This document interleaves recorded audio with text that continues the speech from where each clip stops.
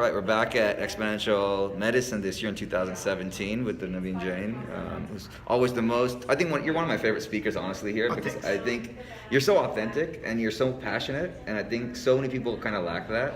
And I think that's why you're so successful with a lot of the companies. And so, speaking of companies, your new venture is Viome, and it's something that's so important. And I think a lot of people don't even understand how their gut health works. And tell us a little bit about the background, the science behind it. So interesting thing is, in the last 5 years, the science is so clear that all the chronic diseases that we have, from Parkinson's, Alzheimer, autism, depression, anxiety, autoimmune diseases, obesity, diabetes, and you pick a name you want, every one of them is caused by microbiome, and a microbiome modulates our inflammation, and inflammation really causes these diseases.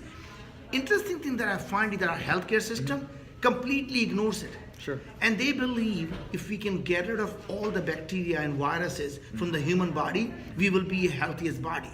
The nature intended differently. Nature created us as an ecosystem. Sure. We are a climate in ourselves. As humans, less than 1% of our DNA, genes expressed in our body, comes from our own DNA. Right. 99% of the genes expressed come from our microbiome. We are the symbiotic relationship, and with all of our modern lifestyle, whether this is stress, eating glyphosate food, GMO foods, and worse, taking antibiotics, is really killing our microbiome. So what I started with Viome is to really, instead of treating your body like a black box, for you to be able to analyze every single thing that's going on in your gut. The only technology that looks at every single RNA of every single organism, bacteria, viruses, yeast, fungus, mold.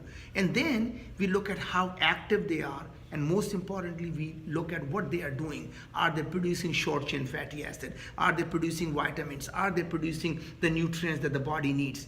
And then we look at the host side. How does your body digest carbs, protein, fat? And then we feed all of that into the artificial intelligence, and we actually make a recommendation that based on who you are, what you should be eating. For example, for me, it came back and said I should be eating mostly carbs. Really? I should be I should be minimizing spinach and avocado and lentils. Is it a little biased? I'm just kidding. I mean, you know what? The reason for that is insane. I was very strict diet because I was trying to lose weight, and they told me not to eat any carbs, no starch, and all I was eating was spinach, avocado, lentil, legumes, and tofu. So you assumed that was healthy for Viome, and it may have been at that time. What happens is there is no such thing as universal healthy diet. What's good for you is not good for me, and what's good for me today will stop becoming good for me in 3 months, because my body adapts, and when I'm eating the same food, it essentially starts to grow one set of organism and others starts to die, and then you get imbalance. With this imbalance cause uneasiness. Uneasiness is what we call dis-ease. Right. Disease comes from body not being at ease. What's at being at ease? Your microbial ecosystem is balanced. The stress is down, right? So all the things that we intuitively know, that our health starts in our gut. And people we come from Eastern culture. Right. Guess where the life starts? The Brahma starts from the gut. Absolutely. Right? So in fact, when the baby is born, the first 7 days of the breast milk cannot be digested by the human body. It is only there to feed the microbiome. So imagine that for a second. The life that we created an organism, and we say, let's not feed it. Only feed the microbiome, because the nature knew the healthy microbiome will create a healthy offspring.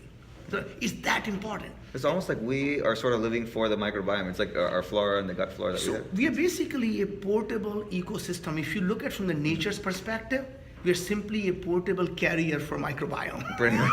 Right. That's what we are. So we think they live for us. We actually live for them. Right. But it's almost like a symbiotic relationship. It's a symbiotic relationship, right? Sure. And when the symbiosis is broken, it becomes dysbiosis. Right. That's interesting.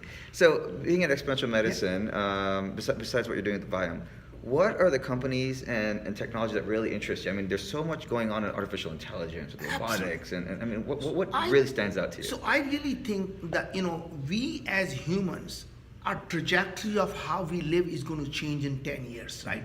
So the artificial intelligence, robotics, nanotechnology is fundamentally start going to change everything we know about ourselves. Imagine if the nanobots inside our body constantly monitoring us. We can use our own skin stem cell and start to print our own organs. So we can take a stem cell, print our own heart, print our own liver. At what point of time do we stop thinking that, we're really a new body now, right? So in some sense, we're reincarnating all the Absolutely. time, right? So I think that's going to start happening is that all these technologies and humans are going to start to become one. And someday you might even think of the singularity happening where we'll upload our brain or simply transplant a new brain on our new body, right? And when that starts to happen, you start to really believe what is me. It starts to be very different. Right. Well, that's what you speak a lot about moonshots, Yeah. and so one of my moonshots is like the reason I've been so interested in coming here to Singularity University for so many years and attending everything is one of my personal moonshots is I really want to live forever. I want to upload my consciousness to a machine and all this stuff. How far are we from the day you think we will actually reach the technological singularity? When can you say we've actually done it? What is it going to take to get there? And I mean, there's so many questions, but I'll let you. So interesting thing is, it happens so slowly that people don't even feel it's happening. So first thing we start doing is uploading our memory. So think about what are iPhones on a cloud. We don't remember phone numbers anymore. We don't remember the information anymore. We simply go to the Google and search for the information. We have our contact and calendar, everything being. So now instead of remembering everything, we outsourced our hippocampus right to the cloud. Next thing we start to do is our prefrontal cortex, our decision making.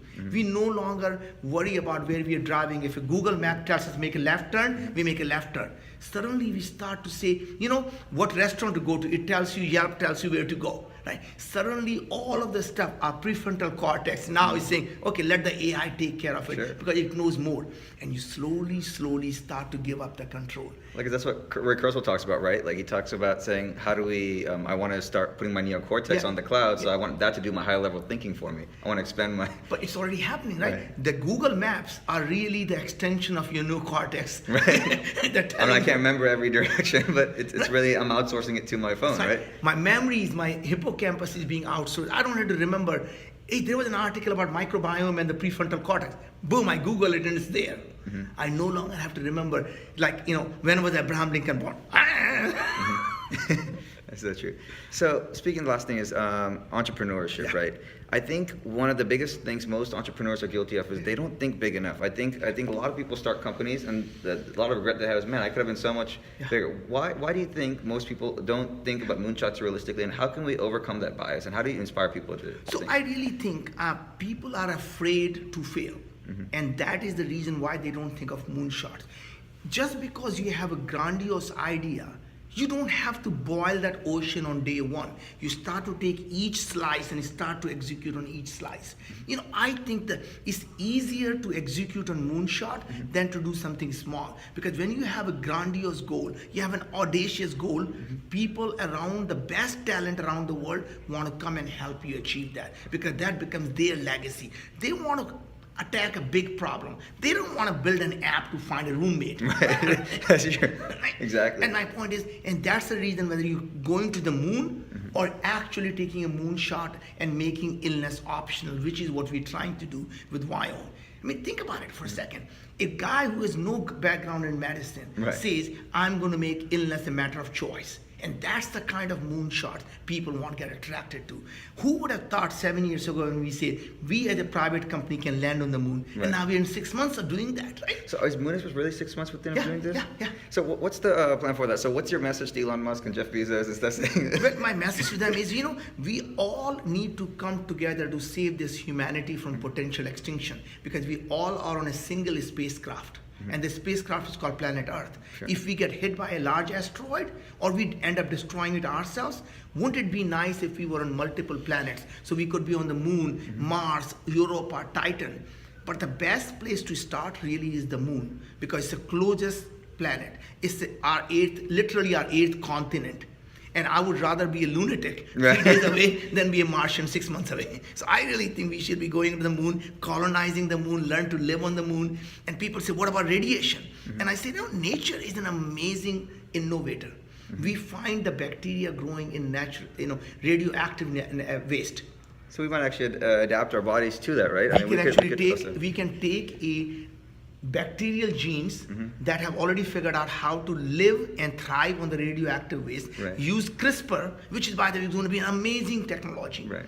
Modify our genes in vivo, and next thing we know, we can live in radiation, we can use radiation as a source of energy. So we don't need to have pizza anymore. We just go for a walk and get the radiation. And CRISPR is something I've been following for so many years. It's like, how is that going to impact, I think, everything in medicine? CRISPR is going to fundamentally change. Remember, if we can develop, as opposed to antibiotics, develop the phages, and those phages can actually be using CRISPR to kill the specific set of bacteria that are pathogenic, rather than taking antibiotics to kill everything.